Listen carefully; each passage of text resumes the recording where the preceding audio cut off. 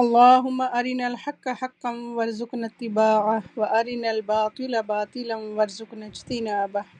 الحمد لله رب العالمين الرحمن الرحيم مالك يوم الدين إياك نعبد وإياك نستعين اهدنا الصراط المستقيم صراط الذين أنعمت عليهم غير المغضوب عليهم ولا الضالين آمين يا رب العالمين.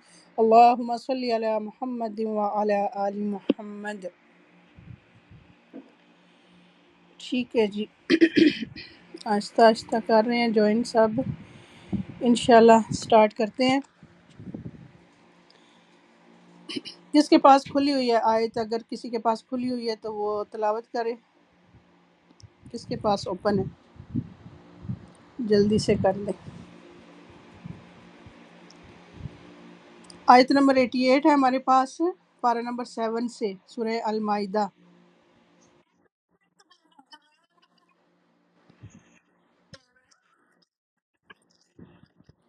عائشہ میوٹ کریں ذرا اس کو، مائک اپنا۔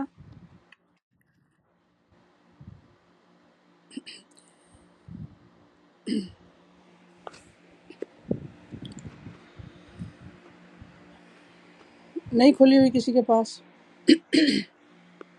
چلیں، اعوذ باللہ من الشیطان الرجیم، بسم اللہ الرحمن الرحیم۔ وَكُلُوا مِمَّا رَزَقَكُمُ اللَّهُ حَلَالًا طَيِّبًا وَاتَّقُوا اللَّهَ الَّذِي أَنتُم بِهِ مُؤْمِنُونَ۔ وَكُلُوا اور کھاؤ، مما اس میں سے جو رزقکم اللہ رزق دیا تمہیں اللہ تعالیٰ نے، حلالًا حلال، طیباً پاکیزہ، واتقوا اور ڈرو اللہ اللہ سے، الذی وہ جس نے، انتم ہو تم، بھی ساتھ اس کے، مؤمنون تم ایمان لاتے۔ اور اللہ تعالیٰ نے تمہیں جو حلال پاکیزہ چیزیں دی ہیں ان میں سے کھاؤ، اور اس اللہ تعالیٰ سے ڈرو جس پر تم ایمان لانے والے ہو۔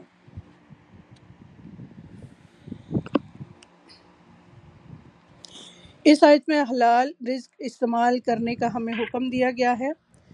تو وَكُلُوا مِمَّا رَزَقَكُمُ اللَّهُ حَلَالًا طَيِّبًا، اور اللہ تعالیٰ نے تمہیں جو حلال پاکیزہ چیزیں دی ہیں ان میں سے کھاؤ، یعنی اللہ تعالیٰ نے تمہیں جو رزق عطا فرمایا ہے اسے حلال طیب ہونے کی حالت میں استعمال کرو۔ کلو، کلو کے امر اور اجازت کا دائرہ صرف کھانے کی چیزوں تک محدود نہیں، کھانے پینے، پہننے، اوڑھنے، سواری، مکان، غرض برتنے کی ساری ہی چیزیں جو ہیں اس کے اطلاق میں داخل ہو جاتی ہیں۔ واتقوا اللہ الذی انتم بہ مؤمنون، اور اللہ تعالیٰ سے ڈرو جس پر تم ایمان لانے والے ہو، یعنی اللہ تعالیٰ پر ایمان تقوی کو واجب کرتا ہے، کیونکہ تقوی کے بغیر ایمان مکمل نہیں ہوتا۔ اللہ تعالیٰ کے احکامات کی اطاعت اور اس کے نواہی سے اجتناب میں اللہ تعالیٰ سے ڈر جاؤ۔ اللہ تعالیٰ سے ثواب کی امید رکھ کر اطاعت کے کام کرنا، اور اس کے عذاب کے خوف سے اس کے روکے ہوئے سے رکنا تقوی ہے۔ تقوی کی وجہ سے مومن اللہ تعالیٰ کی ذات سے جڑا رہتا ہے، اس کے اندر خدا ترسی پیدا ہوتی ہے، وہ اللہ تعالیٰ کی منع کی ہوئی چیزوں سے بچنے لگ جاتا ہے، حرام سے رکتا ہے، اور اللہ تعالیٰ کی حدود کا پابند رہتا ہے۔ الحمدللہ تقوی کے بہت سارے فائدے ہیں۔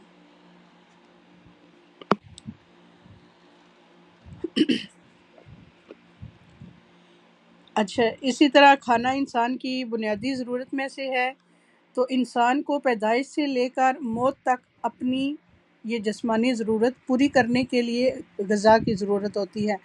ہمارا دین، دین اسلام، ایک کامل دین ہے جس میں صرف نماز روزہ ادا کرنے کے طریقے ہی نہیں بتائے گئے، بلکہ روزمرہ زندگی کی ضروریات کو احسن طریقے سے پورا کرنے کے لیے بھی بہترین رہنمائی دی گئی ہے۔ اگر کوئی انسان اس کے مطابق زندگی بسر کرتا ہے تو اس کے حق میں یہ عین عبادت بھی شمار ہوتا ہے۔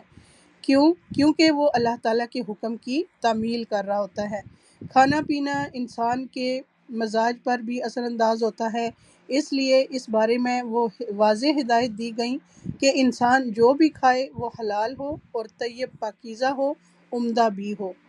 اس سلسلے میں ہمیں حلال اور حرام کے احکامات قرآن و سنت سے واضح طور پر ملتے ہیں۔ نہ صرف یہ کہ کھائی جانے والی چیز حلال ہو، بلکہ جس مال سے کھانا خریدا جائے اس کا بھی حلال ہونا ضروری ہے۔ تو حقیقت یہ ہے کہ مومن اصول کے ضابطے کی رسی میں بندھا ہوتا ہے، اپنی خواہش اور رائے کے بجائے اللہ اور رسول کے بتائے ہوئے احکامات اور ہدایات پر چلتا ہے، اور اس پابندی میں خوشی محسوس کرتا ہے۔ انسان کی کامیابی بھی اسی میں ہے کہ وہ اپنی آزادی کو اصول اور ضابطے کے پابند بنائے، حلال اور حرام میں تمیز کرے، جن چیزوں کی اجازت دی گئی انہیں استعمال کرے، بخوشی استعمال کرے، ان سے اپنے آپ کو روکے نہیں، خود ساختہ پابندیاں اپنے اوپر نہ لگائے، اور جن چیزوں سے روکا گیا ہے، جن چیزوں سے انسان کو منع کیا گیا ہے، وہ ان سے اپنے آپ کو روک لے۔ یہی عبادت ہے، یہی اللہ تعالیٰ کی فرما برداری ہے، اور اسی میں مومن کی کامیابی بھی ہے۔ ہم دیکھتے ہیں کہ اس آیت میں ہمارے لیے کیا حکم ہے۔ اور اللہ نے تمہیں جو کچھ دیا ہے اس میں سے حلال طیب کھاؤ، اور اس اللہ سے ڈرو جس پر تم ایمان رکھنے والے ہو۔ وَکُلُوا یہ امر کا صیغہ ہے، جس کا ایک معنی یہ ہے کھاؤ، یعنی بھوکے رہ کر اپنے آپ کو قتل نہ کرو۔ یہ وجوب کا معنی بھی دیتا ہے اور مستحب کا بھی۔ جب زندہ رہنے کے لیے کھانے کی ضرورت ہو تو اس وقت کھانا واجب ہے، اور جس وقت انسان محتاج ہو لیکن کھانے کی ضرورت نہ ہو اس وقت کھانا مستحب ہے، اور جو نہ ہی محتاج ہو نہ ہی مجبور ہو تو اس وقت اس کے لیے یہ حکم مباح حکم ہے۔ کھانے کی دو شرائط لگائی گئی ہیں یہاں پہ، کون سی ہیں؟ ایک تو یہ کہ حلال ہو، اور دوسرا یہ کہ طیب ہو، یعنی اللہ کے اس رزق میں سے کھاؤ جو اللہ تعالیٰ نے ان اسباب کے ذریعے سے تمہاری طرف بھیجا ہے جو تمہیں میسر ہیں، بشرطے کہ یہ رزق حلال ہو اور چوری یا غصب شدہ وغیرہ مال میں سے نہ ہو جو ناحق حاصل کیا گیا ہوتا ہے، نیز وہ پاک بھی ہو، یعنی اس میں کوئی ناپاکی اور خباثت نہ ہو۔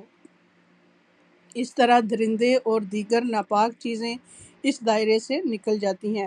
حلالن یعنی کھانے اور پینے کی چیزوں میں سے جن کے کھانے کی اللہ تعالیٰ نے اجازت دی ہے، اور طیباً کھاتے وقت انسان پر ناگوار نہ ہو، یعنی انسان خوش دلی سے کھائے۔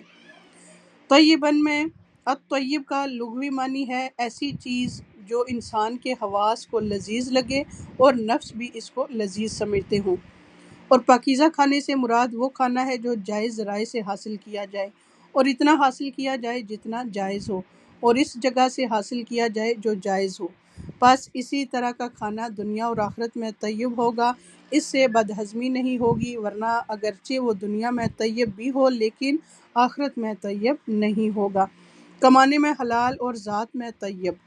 ممکن ہے کہ الحلال سے مراد یہ ہو کہ وہ کمانے میں حلال ہو، اور الطیب سے مراد یہ ہے کہ وہ چیز اپنی ذات میں ہی پاک ہو، بدن اور عقل کو نقصان نہ دینے والا کھانا چاہیے، یعنی ایسی چیزیں جو خود بھی پاک ہوں اور جسموں اور عقلوں کے لیے نقصان دہ بھی نہ ہوں۔ ابن عاشور کہتے ہیں کہ مجھے ظاہر ہوتا ہے کہ اللہ نے کھانوں کے جائز ہونے کو طیب کی صفت کے ساتھ جوڑا ہے، بس اس بات میں کوئی شک نہیں کہ کھانے میں طیب کی صفت کو ملحوظ رکھا جائے، وہ اس طرح کہ وہ کھانا نقصان پہنچانے والا اور قابل نفرت اور دین کے مخالف نہ ہو، اور ان تمام صفات کی جمع ہونے کی علامت یہ ہے کہ دین نے اس کھانے کو حرام نہ ٹھہرایا ہو۔ واتقوا اللہ کھانے کے حکم کے بعد تقوی کا حکم دیا گیا۔ واتقوا اللہ الذی انتم بہ مؤمنون کھاؤ پیو لیکن تقوی اختیار کرو۔ تقوی اللہ تعالیٰ کے احکام کی تعمیل اور اس کی منہیات کے اجتناب میں اللہ تعالیٰ سے ڈرو۔ حقیقی ایمان تقوی کا تقاضا کرتا ہے۔ الذی انتم بہ مؤمنون وہ اللہ جس پر تم ایمان رکھتے ہو، یعنی کیونکہ اللہ تعالیٰ پر ایمان تم پر تقوی اور حقوق اللہ کی رعایت اور حفاظت واجب کرتا ہے، کیونکہ اس کے بغیر ایمان مکمل نہیں ہوتا۔ مومن اور غیر مومن کے طریقہ زندگی میں فرق ہوتا ہے۔ مومن کی زندگی مسلمان کی زندگی حلال اور حرام کے بارے میں صحیح ضابطوں کی پابند ہوتی ہے، پس حلال وہ ہے جسے اللہ اور اس کا رسول حلال ٹھہرائے، اور حرام وہ ہے جسے اللہ اور اس کا رسول حرام ٹھہرائے، خواہ اس کا نفس حرام کی طرف میلان ہی رکھتا ہو۔ لیکن جہاں تک غیر مسلم ہے تو اس کی زندگی میں اس کی خواہشات ہی فیصلہ کن حیثیت رکھتی ہیں۔ مومنوں کو حلال اور طیب کھانے کا حکم دیا گیا ہے۔ سورہ النحل میں آیت نمبر 114 میں آتا ہے فَكُلُوا مِمَّا رَزَقَكُمُ اللَّهُ حَلَالًا طَيِّبًا وَاشْكُرُوا نِعْمَتَ اللَّهِ إِن كُنتُمْ إِيَّاهُ تَعْبُدُونَ۔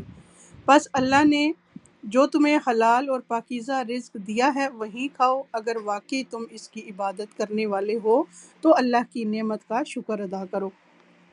سورہ بقرہ میں بھی ہمیں یہ آیت ملتی ہے، آیت نمبر ہے 168 یا ایھا الناس کلوا مما فی الارض حلالا طیبا ولا تتبعوا خطوات الشیطان انہ لکم عدو مبین۔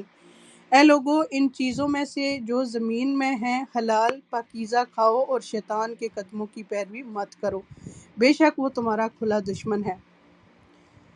طیب اور غیر طیب برابر نہیں ہوتے۔ المائدہ میں آتا ہے، آیت نمبر 100 ہے قُل لا يستوي الخبيث والطيب ولو أعجبك كثرة الخبيث فاتقوا الله يا أولي الألباب لعلكم تفلحون۔ کہہ دیجئے کہ ناپاک اور پاک برابر نہیں، خواہ ناپاک کی کثرت تمہیں تعجب میں ڈالے، پس اللہ سے ڈرو اے عقل والو تاکہ تم فلاح پاؤ۔ اس کے علاوہ ہے سورہ طٰہٰ میں آتا ہے، آیت نمبر 81 میں کُلُوا مِن طَیِّبَاتِ مَا رَزَقْنَاکُمْ وَلَا تَطْغَوْا فِیہ فَیَحِلَّ عَلَیکُمْ غَضَبی وَمَن یَحْلِلْ عَلَیہ غَضَبی فَقَدْ ہویٰ۔ کھاؤ ان پاکیزہ چیزوں میں سے جو ہم نے تمہیں دی ہیں، اور ان میں سے حد سے نہ بڑھو ورنہ تم پر میرا غضب اترے گا، اور جس پر میرا غضب اترا تو یقیناً وہ ہلاک ہو گیا۔ یعنی طیب غذا نہ کھانے والے پر اللہ تعالیٰ کی ناراضگی ہوتی ہے۔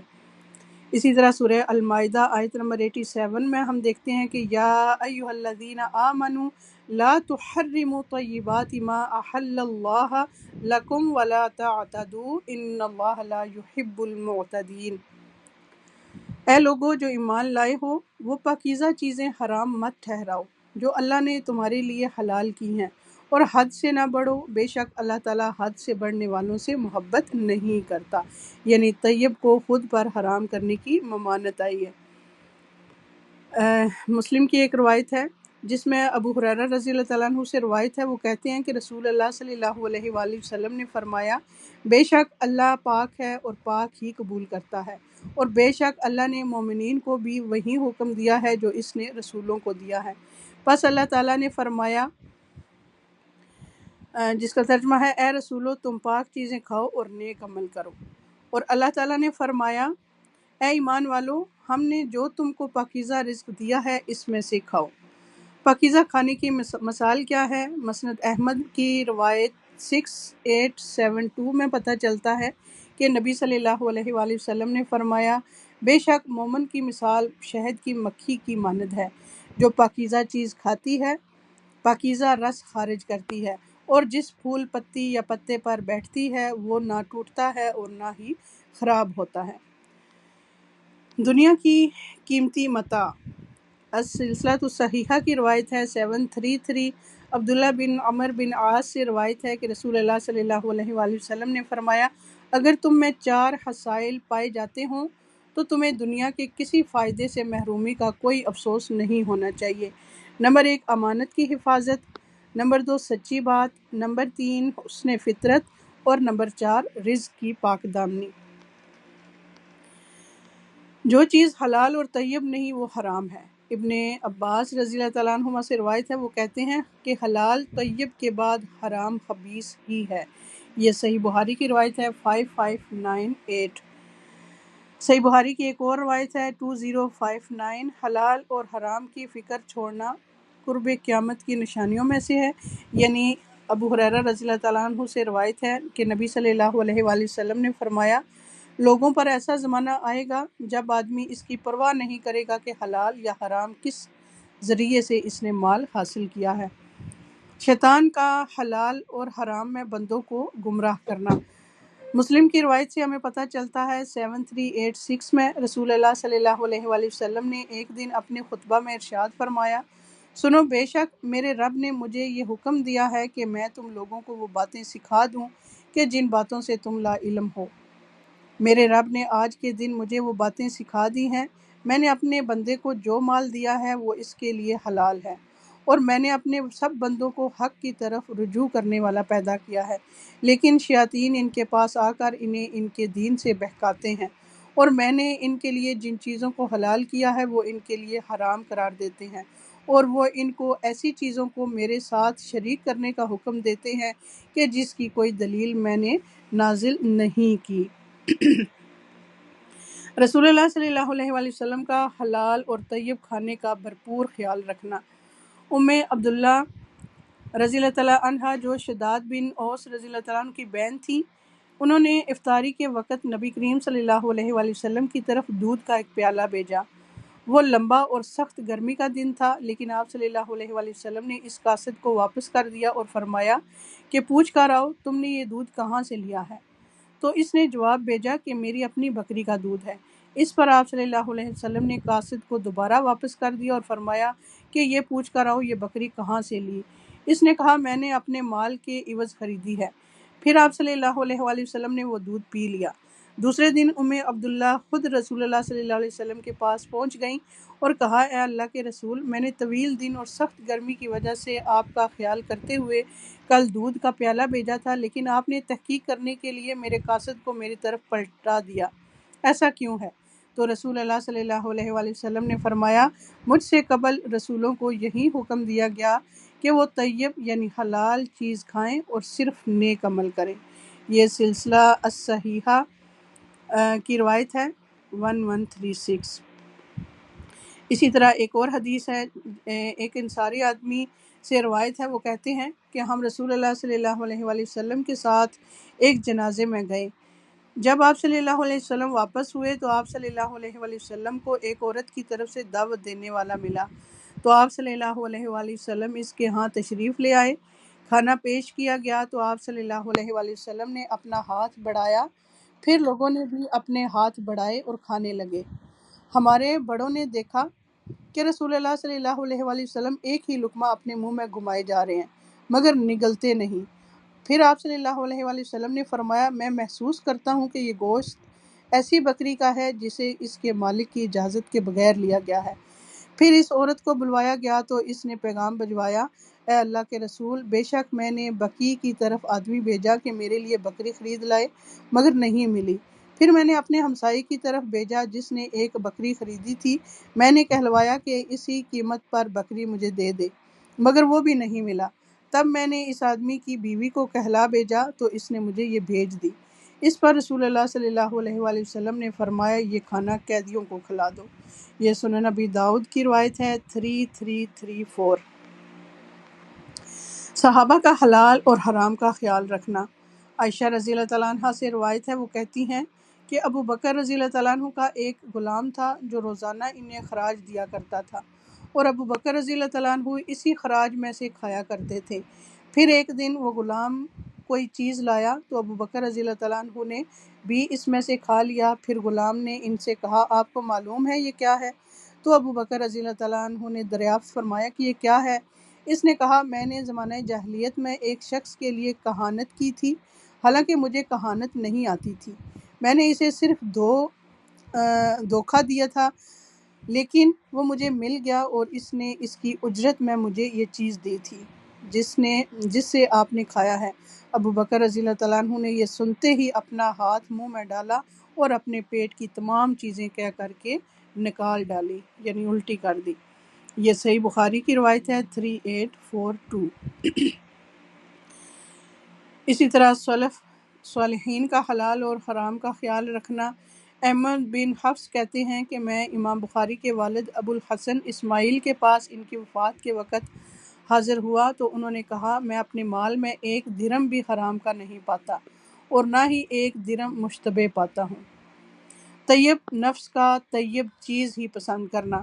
پاک انسان سے پاک چیز ہی مناسبت رکھتی ہے اور وہ پاکیزہ چیز کے ساتھ ہی راضی ہوتا ہے، اور اسے پاکیزہ چیز کے ساتھ ہی سکون حاصل ہوتا ہے، اور اس کا دل اس کے بغیر مطمئن نہیں ہوتا، تو اس کو پاکیزہ کلمات کی توفیق دی جاتی ہے اور وہ کلمات اللہ تعالیٰ کی طرف چڑھ کر جاتے ہیں، اور اسی طرح وہ صرف پاکیزہ اعمال سے ہی انسیت رکھتا ہے، اور اس کے اخلاق بھی بہت زیادہ پاکیزہ اور عمدہ ہوتے ہیں، اور وہ کھانے کی چیزوں میں سے بھی بہت پاکیزہ کو چنتا ہے، اور اس سے مراد ایسا حلال کھانا ہے جو خوشگوار اور آسانی سے ہضم ہونے والا ہو، جو کہ جسم اور روح کو اچھی غذا پہنچاتا ہے، تو اس کی روح پاک ہوتی ہے اور اس کا جسم پاک ہوتا ہے، اس کے اخلاق پاک ہوتے ہیں اور اس کا عمل پاک ہوتا ہے، اور اس کی گفتگو پاک ہوتی ہے اور اس کا کھانا پاک ہوتا ہے، اور اس کا پہننا پاک ہوتا ہے اور اس کا داخل ہونا پاک ہوتا ہے، اور اس کا نکلنا بھی پاک ہوتا ہے۔ حلال طیب کھانے کے فائدے۔ نعمان بن بشیر کہتے ہیں کہ رسول اللہ صلی اللہ علیہ وآلہ وسلم نے فرمایا، اپنے اور حرام کے درمیان کسی حلال چیز کو آڑ بنائے رکھو، جس نے ایسا کیا وہ اپنے دین اور اپنی عزت کو محفوظ کر لے گا۔ یہ سلسلۃ الصحیحہ کی روایت ہے 896۔ نیک اعمال میں مدد ملنا۔ حلال کھانا عمل صالح کے لیے مددگار ثابت ہوتا ہے، اطاعت کے کاموں میں مددگار۔ یحییٰ بن معاذ کہتے ہیں کہ اللہ تعالیٰ کے خزانوں میں سے ایک خزانہ ہے اور اس کی چابی دعا ہے، اور حلال کے لقمے اس کے دندان ہیں۔ اعمال کی قبولیت کا باعث ہے۔ عبداللہ باجی کہتے ہیں کہ عمل 5 خصلتوں کی وجہ سے مکمل ہوتا ہے: اللہ پر ایمان لانا، اور حق کو پہچاننا، اور اللہ کے رضا کے لیے خالص عمل کرنا، اور سنت کے مطابق عمل کرنا، اور حلال کھانا۔ اگر ان میں سے ایک صفت بھی رہ جائے تو وہ عمل اللہ کے ہاں بلند نہیں ہوتا، اس طرح کہ اگر آپ اللہ کی معرفت رکھتے ہوں لیکن حق کو نہ پہچانتے ہوں تو آپ اپنے عمل سے فائدہ نہیں اٹھا سکیں گے، اور اگر آپ حق کو پہچان لیں لیکن اللہ کو نہ پہچانیں تو آپ فائدہ نہیں اٹھا سکتے، اور اگر آپ اللہ کی معرفت رکھتے ہوں اور حق کو بھی پہچانتے ہوں لیکن اللہ کے لیے اخلاص نہ رکھتے ہوں تو وہ بھی فائدہ نہیں اٹھا سکتے، اور اگر آپ اللہ کی معرفت رکھتے ہوں اور حق کو پہچانتے ہوں اور عمل بھی خالص اللہ کے لیے کریں لیکن وہ سنت کے مطابق نہ ہو تو آپ فائدہ نہیں اٹھا سکتے۔ اگر سابقہ چاروں صفات مکمل ہو جائیں لیکن اگر کھانا حلال نہ ہو تو بھی آپ فائدہ نہیں اٹھا سکتے۔ اللہ اکبر۔ اسی طرح حلال سے دل نرم ہوتا ہے۔ امام احمد سے پوچھا گیا، دل کس طرح نرم ہوتے ہیں؟ انہوں نے کہا، حلال کھانے سے۔ حلال کھانا دل کو منور کرتا ہے، دل کی اصلاح کرتا ہے۔ طیب کھانے کے دیگر فائدے بھی ہیں، ان میں سے ایک ہے اللہ کی محبت اور جنت کی طرف لے جانے والا راستہ، دوسرا ہے دعا کی قبولیت کا سبب، تیسرا ہے عمر میں برکت اور مال میں نشو و نما کا ذریعہ، نمبر 4 دنیا میں سعادت اور آخرت میں کامیابی اور نجات، 5 ہے گفتگو اور افعال میں حلاوت کا سبب۔ پاک کمائی کے فوائد میں سے ہے کہ اولاد میں برکت ہوتی ہے۔ جس بندے کا جسم سود سے پلا بڑا ہو وہ آگ کے زیادہ لائق ہے۔ آدمی کا اپنے ہاتھ سے کمائی کرنا بلندی اور عزت کا سبب ہے۔ حرام کھانے کے نقصانات ہیں کہ حرام کھانا کبیرہ گناہ ہے۔ بے شک حرام کھانا کبیرہ گناہوں میں سے ہے، اور کبیرہ گناہ جیسا کہ معلوم ہے کہ نمازیں اور رمضان اور عمرہ ان کا کفارہ نہیں بن سکتے، بلکہ اس کے لیے خاص طور پر توبہ کی ضرورت ہوتی ہے، اور اگر حرام کا ارتکاب کرنے والا مر جائے اور اپنے پیچھے حرام وراثت چھوڑ جائے تو یہ اس کے لیے جہنم کی زیادہ راہ ہے۔ اسی طرح حرام کھانے سے برکت ختم ہو جاتی ہے۔ یمحق اللہ الربا ویربی الصدقات، اللہ سود کو مٹاتا ہے اور صدقات کو بڑھاتا ہے۔ کھانے سے انسان کی مروت ختم ہوتی ہے۔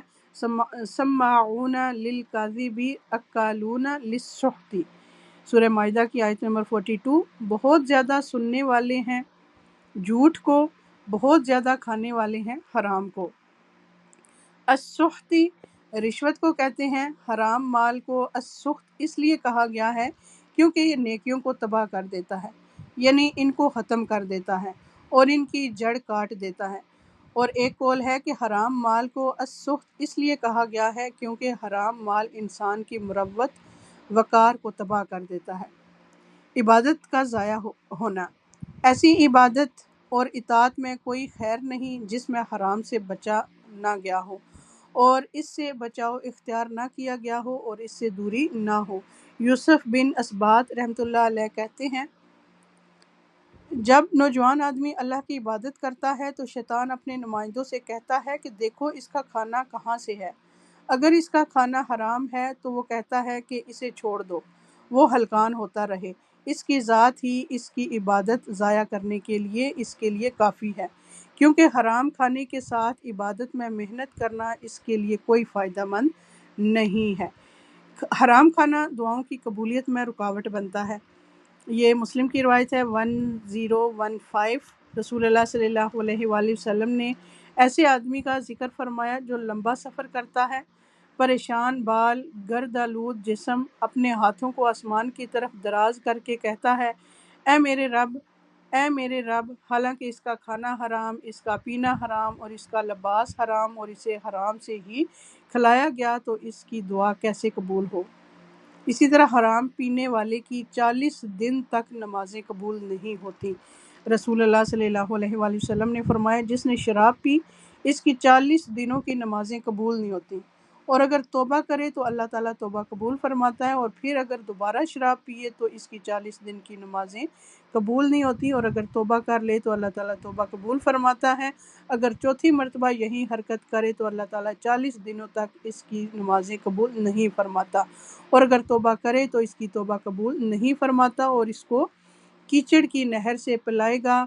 لوگوں نے کہا، اے عبد الرحمن، کیچڑ کی نہر کیا ہے؟ ابن عمر نے فرمایا، وہ دوزخیوں کی پیپ ہے۔ یہ سنن الترمذی کی روایت ہے 1862۔ اللہ اکبر۔ اعضاء کا اللہ کی نافرمانی کرنا، استغفر اللہ۔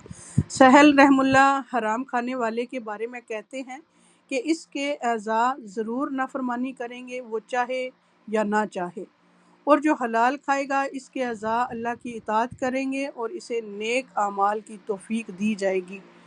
دل کی حالت بدل جانا، بعض سلف صالحین کہتے ہیں کہ کبھی بندہ ایک کھانا کھا لیتا ہے، پھر اس سے اس کا دل الٹ پلٹ جاتا ہے، تو اس کے دل میں کچھ ایسا گھس جاتا ہے جیسا کہ چمڑے میں کچھ گھس جاتا ہے، اور وہ اپنی پہلی حالت پر کبھی واپس نہیں لوٹتا۔ اسی طرح دل پر زنگ لگ جاتا ہے، حرام اور مشتبہ مال کھانے سے دل پر زنگ چڑھ جاتا ہے اور وہ تاریک ہو جاتا ہے، اور یہ چیز دل کو سخت بنا دیتی ہے، اور حرام کھانا دعا کی قبولیت کی رکاوٹوں میں سے ہے۔ ایک لقمہ بھی حرام کھانے کی سزا ہے۔ مسند احمد کی روایت 18011 میں نبی صلی اللہ علیہ وآلہ وسلم نے فرمایا، جس نے کسی مسلمان کا ناحق ایک لقمہ بھی کھایا تو بے شک اللہ عز و جل اس نے اتنا ہی جہنم کو کھانا کھلائیں گے تو بے شک اللہ عز و جل اسے اتنا ہی جہنم کا کھانا کھلائیں گے۔